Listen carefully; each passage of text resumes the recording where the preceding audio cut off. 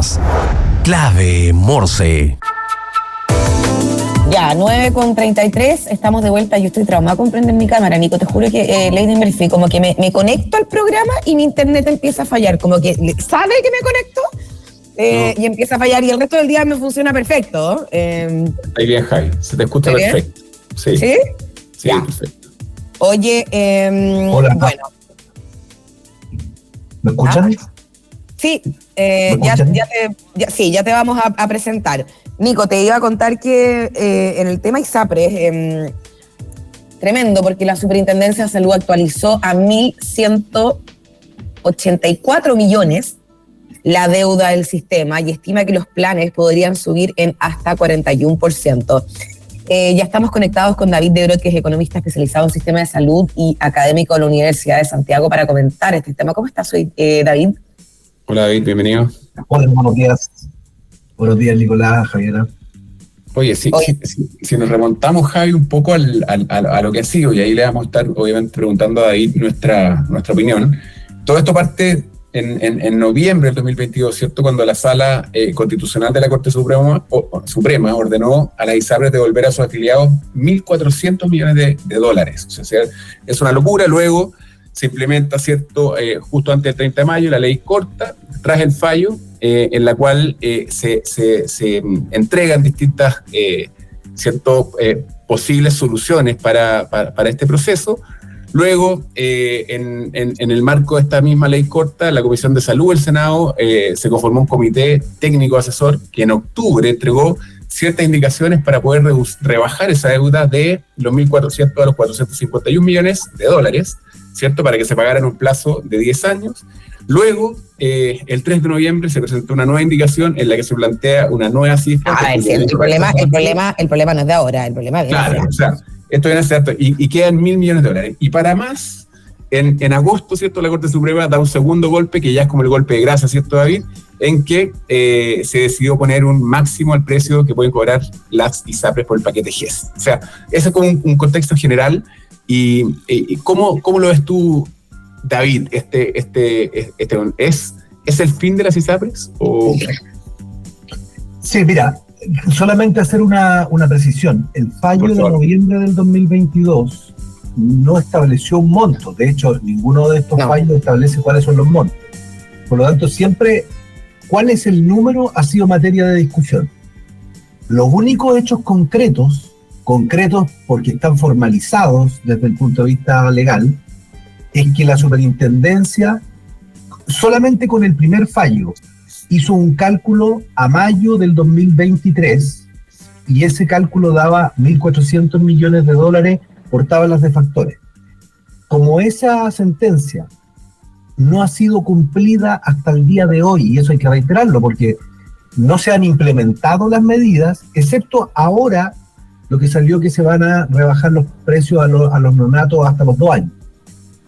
Y por otra parte está el fallo sobre prima GES, donde la superintendencia está haciendo una interpretación bastante sesgada respecto de qué dice ese fallo. Ese fallo lo que dice es que queda sin efecto el alza de los precios. Y esa alza ocurrió en octubre del 2022. Por lo tanto, si lo evaluamos a esta fecha, son 15 meses de devolución, 15 meses. Y la superintendencia está reconociendo 3. ¿Qué es lo que va a pasar? ¿Por qué reitero esto? Gran pregunta. Porque si el Parlamento, estas comisiones de expertos, la superintendencia, implementan medidas que van a modificar el fondo de esos fallos, lo que va a ocurrir es que la Corte va a terminar de nuevo pronunciándose en el mismo sentido y vamos a volver a tener los mismos montos de los que partimos. 1.400 hasta mayo, más todo lo que viene hasta ahora, más lo de prima GES, y eso es irremontable, porque además hay una rebaja de los precios por prima GES y por tablas de factores que se calculaban un 22% de los ingresos operacionales. Entonces, yo creo que esa situación lo que hace es absolutamente inviable el sistema ISAPRE como lo conocemos. Lo que pasa es que las medidas que se han ido tomando van, por decirlo así, parchando ciertas partes o mitigando aspectos parciales. Pero esa no es una solución de fondo para la ISAPRE. ¿Cuál es la solución? Perdón, porque aquí uno ve titulares todos los días, van actualizando montos de la deuda, de lo que podrían subir los planes, de lo que podría pasar, de lo que no podría pasar. En tu opinión, David, como experto, aquí, ¿cuál es la salida? Si viviéramos en un mundo utópico, digamos, y pudiésemos elegir el camino más fácil, no necesariamente que se va a aprobar lo que sea, ¿cuál sería la salida ideal? Porque yo veo mucha crítica, mucha cuchara de distintos sectores, pero no veo nada muy propositivo. Es cómo salimos de esto. A nadie le conviene que el sistema colapse. Mira, Javiera, lo que pasa es que esa pregunta es una pregunta bien compleja porque depende de posiciones que uno tiene respecto de este tema. Yo escucho el 90% de los analistas que lo que plantean son formas de resolver esto para dejarlo más o menos igual. O sea, eliminar la cautividad, eliminar las preexistencias, eliminar la discriminación por sexo y edad, pero que las ISAPRES sigan administrando la cotización obligatoria, y esa cotización obligatoria es de seguridad social, y hay un conjunto de reglas que no las cumplen. Entonces, es una vuelta en el círculo para quedar en el mismo punto. Lo que yo creo es que el modelo de negocio de la ISAPRES se acabó. ¿Eso qué significa? No significa que se acabe el aseguramiento privado, pero tiene que cumplir un rol distinto, que es el que cumple prácticamente en todos los países desarrollados, que es, primero hay una capa, ¿no es cierto?, que es de seguridad social, donde hay un plan de beneficios para toda la población. Sobre eso existen seguros privados voluntarios, para quien quiera tomarlos, que tienen que cumplir una serie de reglas del juego también, pero que les permiten tener cierta libertad de definición de los beneficios, de en qué cosas se van a enfocar, en fin. Entonces, ese es el lugar que tiene que cumplir el aseguramiento privado. Si se insiste en que se mantengan el aseguramiento de seguridad social, va a chocar permanente, porque ya lo ha hecho, viene chocando con la legalidad chilena desde el año 2010. No se le ha tomado el peso a que hay una sentencia de inconstitucionalidad de una parte de la ley de ISAPRES. Entonces, eso, más estos fallos de ahora, hacen una situación insostenible para esa forma de organizar el negocio. Si se organiza de otra manera, ¿no es cierto?, es viable, pero en estas condiciones no. David, porque lo que tú dices, claro, si es el fin del negocio de la ISAPRES, esta cuestión no es que solamente implique la ISAPRES. Acá no. Esto es un dominó, o sea, ya el gremio de las clínicas está absolutamente preocupado, dado que las ISAPRES le deben más de $625 millones, o sea, estamos hablando de más de 500.000 millones de pesos de deudas de las ISAPRES a las clínicas. O sea, eventualmente se puede venir un colapso del sistema de salud, considerando que además si se termina la ISAPRES hay más de 3 millones de afiliados que pasarían al sistema público. ¿Está preparado el sistema público también para poder resistir y recibir esos 3 millones de afiliados? Sí. Mira, voy a explicarlo en dos partes. Por un segundo voy a dejar fuera el problema de la crisis financiera. Supongamos que el modelo se organiza de otra manera. Ese modelo va en la línea un poco de lo que ayer fue aprobado en la Comisión de Salud del Senado, de que FONASA pueda negociar directamente con compañías de seguro aseguramiento complementario, que es un poco el modelo que yo estaba señalando. Por esa vía hay un modelo de negocio, ¿no es cierto?, en que intervienen prestadores privados, intervienen aseguradores privados y interviene el fondo público. Y por cierto, por otro lado están los prestadores públicos. Ese modelo de negocio puede funcionar, así funciona en muchas partes. Vuelvo al tema de la crisis actual. El problema es que la deuda que existe hoy día, el marco legal establece que tienen que existir garantías ante situaciones de insolvencia. Esas garantías son recursos financieros que tienen que estar disponibles para que cuando una ISAPRE cierre, le paguen a los prestadores y los prestadores no se queden con deudas impagas de forma permanente. ¿Quién asume esa deuda? El problema ahí, claro, en la paga. Es que ahí la superintendencia ha tenido un comportamiento completamente errático y errado. ¿Por qué? Porque ese problema de las garantías existe desde septiembre del 2021, o sea, es muy anterior a los fallos de la Corte Suprema, donde a lo menos 3 ISAPRES de manera permanente, todos los meses, piden sacar garantías. Y eso lo que hace es deteriorar ese fondo para cuando ocurra una situación de crisis, ¿no es cierto?, y tengan que pagar. Entonces, este no es un tema menor, porque ahí han habido incluso cambios de regulación. La superintendencia ha tenido un rol activo que ha deteriorado la calidad de las garantías y el monto. Y lo otro, permítanme explicar una cosa que es un poco más técnica. Aquí hay un problema dinámico que se está enfrentando con un planteamiento estático. ¿Cuál es? La deuda que existe con los prestadores normalmente es mayor que la que existe con los beneficiarios. Pero el problema se genera cuando se desata la insolvencia, porque las personas tienen 5 años para reclamar su reembolso y sus licencias médicas. Entonces, esa relación se invierte y la ley establece que existe una prelación de pagos, donde primero se le paga a los beneficiarios y después a los prestadores. Entonces yo me pongo en el caso siguiente. ¿Qué pasa si con el monto de la garantía que hay hoy día no alcanza para pagarle ni un solo peso a los prestadores? Eso, ¿quién va a ser el responsable? No político, porque político es el gobierno, la autoridad. El responsable administrativo de las decisiones que se tomaron. Porque hay decisiones que se tomaron. Liberar garantía es una decisión activa de la superintendencia, modificar las regulaciones también. Entonces, ahí hay un problema muy serio que no se ha enfrentado. No hay ninguna medida de ese tipo, por ejemplo, en la ley corta, que aborde ese problema. Más bien, la ley corta en ese sentido van justamente hacia el lado contrario. No contabilizar la deuda para el efecto de los estándares legales es mirar para el lado de una situación que está ocurriendo. David, ¿y por qué se liberan esas garantías previo a todo este problema? ¿Por un tema de insolvencia la ISAPRE o para qué se usaron esas garantías? Las liberaciones de garantía básicamente se hacen porque la ISAPRE no tiene recursos para incrementar ese fondo. Entonces, más bien lo que hace es, déjame sacar plata de este fondo, con eso yo pago deudas y por lo tanto el estándar cae. Pero esa caída es una caída temporal.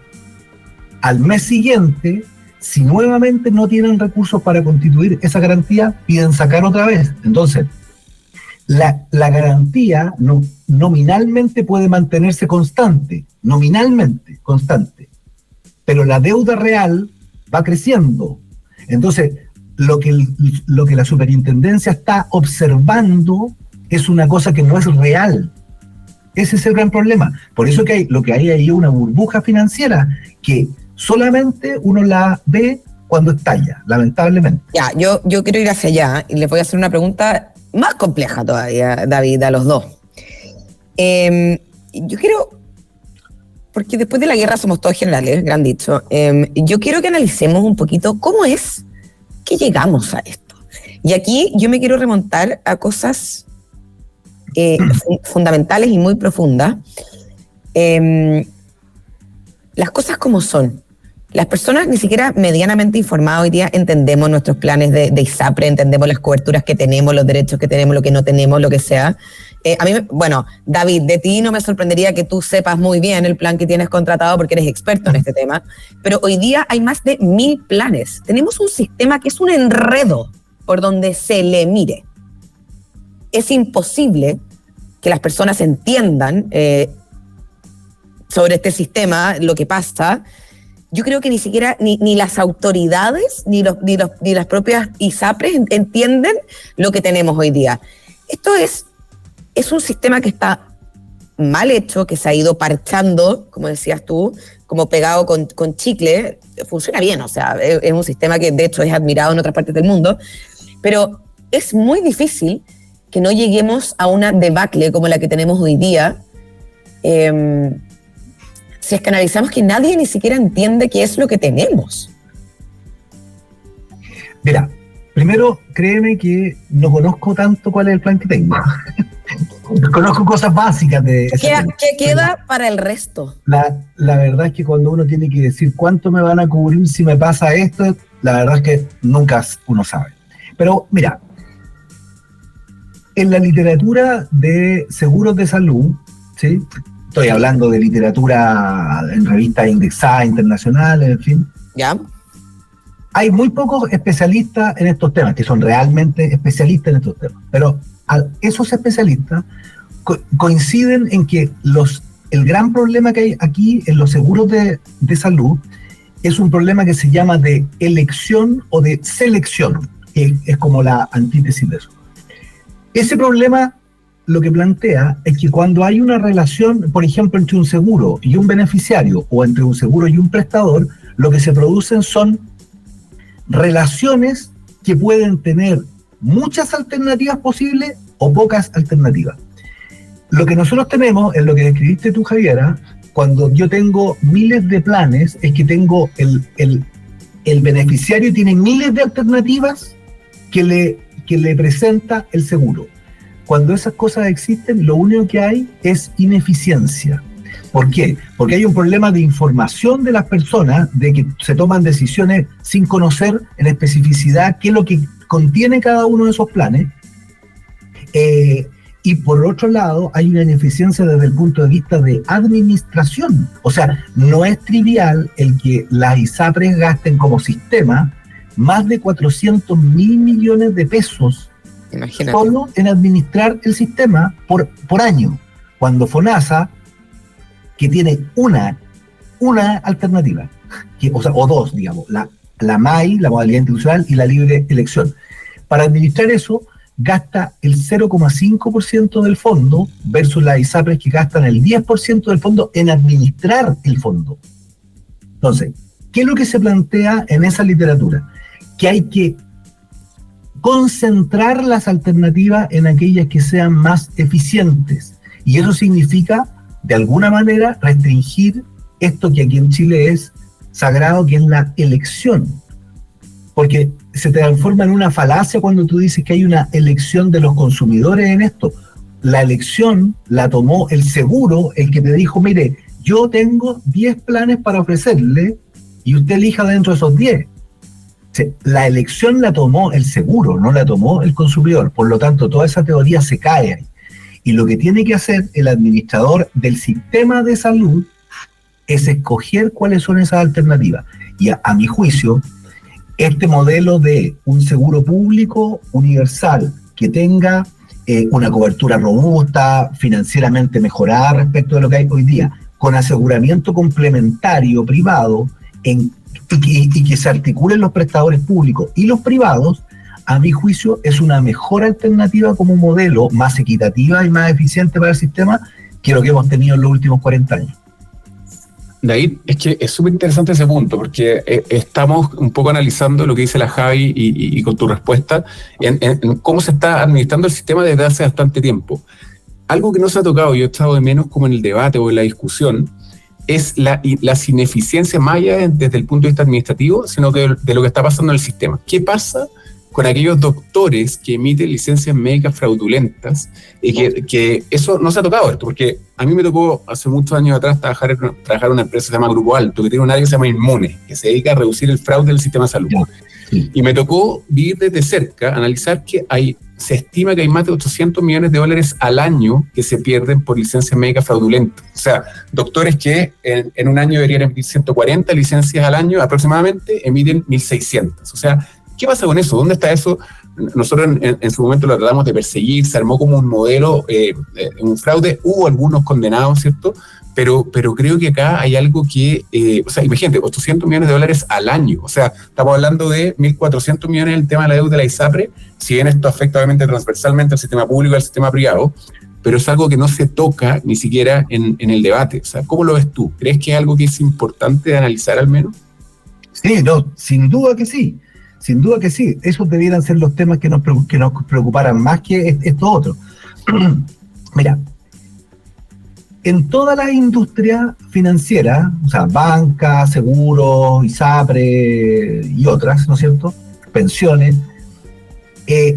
por manejar volúmenes de recursos financieros relativamente líquidos que son muy fáciles de cometer fraude, estas cosas se dan. Eso no quiere decir que esté bien que ocurra. Lo que estoy diciendo es que en industrias financieras existe mucha propensión al fraude.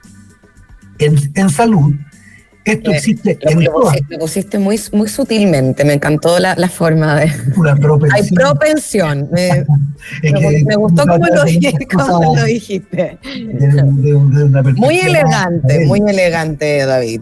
Hay frescura en estas cosas. O sea, por ejemplo, les voy a poner un caso súper concreto.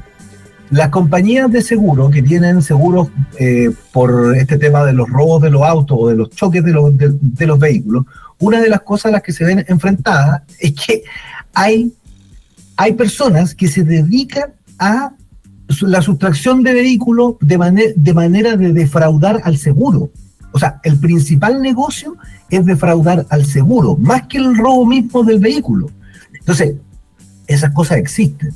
En salud esto también existe. Yo recuerdo hace unos 12 años atrás, o más a lo mejor, que me tocó participar en una reunión en Colombia con el equipo del seguro de salud francés, donde uno de los temas que ellos trataron era el problema del fraude del seguro en Francia. Bueno, lo que se hace es que existen métodos, ¿no es cierto?, para detectar esos fraudes y minimizarlos. O sea, sistemas informáticos que son cada vez más estrictos, donde hay reglas del negocio que son muy estrictas también, etc. Entonces, uno lo que tiene que hacer es aislar ese problema, detectarlo, aislarlo y tratarlo como delincuencia. O sea, si hay un médico, sea médico o el que sea, porque también hay gente que no es médico y se puede inventar una clave y dar licencias médicas. Detectarlo y tratarlo como delitos. Y eso hay que tener unidades dentro del FONASA y de las ISAPRES también, ¿no es cierto?, que detecten eso y lo restrinjan, ¿sí? Lo restrinjan al mínimo. Ahora, hay otro problema que es un poco distinto y que de repente se mezclan estas cosas. Hay problemas de salud que son complejos en su diagnóstico y complejos en su tratamiento. Por ejemplo, todo lo que tiene que ver con psiquiatría, salud mental, etcétera. Y ahí hay una discusión que es muy legítima de parte de los médicos, en que no puede haber un criterio solo financiero de restringir las licencias médicas. Está bien. Porque la gran mayoría de las veces sale más caro el que las personas se les restrinjan estas licencias médicas y que vuelvan a recaer en cuadros de depresión crónica, intentos de suicidio, etcétera, etcétera.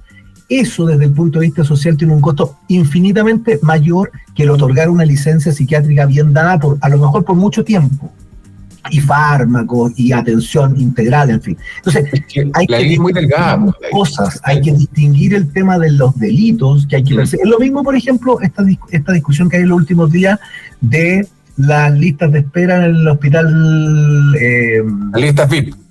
Claro. Bueno, obviamente eso es así. Eso es así, pero eso no es así solo en el sector público, en el sector privado también eso existe.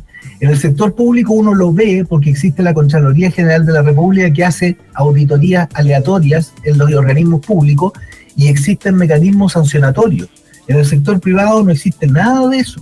Entonces, David, se nos va el tiempo y necesito hacerte una última pregunta, porque en el fondo nosotros nos debemos a las personas que nos escuchan, y esta es la pregunta del millón, la que todo el mundo se está haciendo en este momento, porque si uno abre un diario, los titulares son macabros, uno piensa que el sistema va a colapsar mañana, y puede que sí. ¿Qué hacemos? Las personas se están preguntando, ¿nos salimos del ISAPRE, nos vamos a FONASA con un seguro complementario, o mejor esperar? A ver, yo creo que es difícil dar una receta única porque los casos son muy distintos. La ley de ISAPRE permite un resguardo, o sea, no es que una ISAPRE vaya a entrar en un proceso de insolvencia y quiebre mañana, esos son procesos bastante largos y en esos procesos hay un resguardo. Incluso llegando al final de ese túnel oscuro, digamos, donde la ISAPRE se terminó, esa persona antes de irse al FONASA tiene la posibilidad de irse a otra ISAPRE. Por lo tanto, alternativas existen.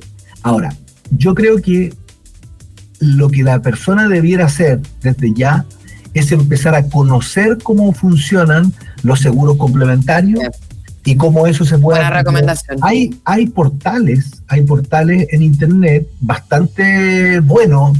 Me tocó, hay uno en particular que me tocó conocerlo desde su creación, porque nos pidieron en la superintendencia que hiciéramos un convenio para facilitarle intercambio de información para poder construir eso, porque es una plataforma que mediante acceso a microdatos permite decir qué coberturas van a tener, en fin. Con eso las personas pueden tener una cierta certeza, ¿no es cierto?, de cuánto les va a cubrir el estar en FONASA, por ejemplo, pero atendiéndose en la clínica privada X con este seguro. ¿Cuánto más o menos va a ser? Y tratar de equiparar eso. Y se está produciendo un movimiento de la industria de seguros complementarios a mejorar las coberturas, porque entienden que el lugar que cumplían las ISAPRES o el lugar que jugaban las ISAPRES ya no va a existir y por lo tanto ahí se están instalando. Buenísimo. Bueno, David... Tenemos que cerrar. David de Brot, economista especializado... ¿Me escucho? Sí, ahí sí, Javi, dale nomás. Otra vez. Ahí sí, ya. Tenemos que cerrar. David de Brot, economista especializado en sistemas de salud y académico de la Universidad de Santiago. Muchas gracias por venir. Tema que definitivamente vamos a seguir monitoreando, vamos a seguir conversando. Gracias por la sintonía. Ahora viene Aldea Global. Nos vemos mañana. Muchas gracias. Chao, chao. Gracias, David. Que estés bien. Chao a todos. Chao, gracias. LAD Marketplace empieza hoy a vender en marketplaces globales a través de nuestra tecnología.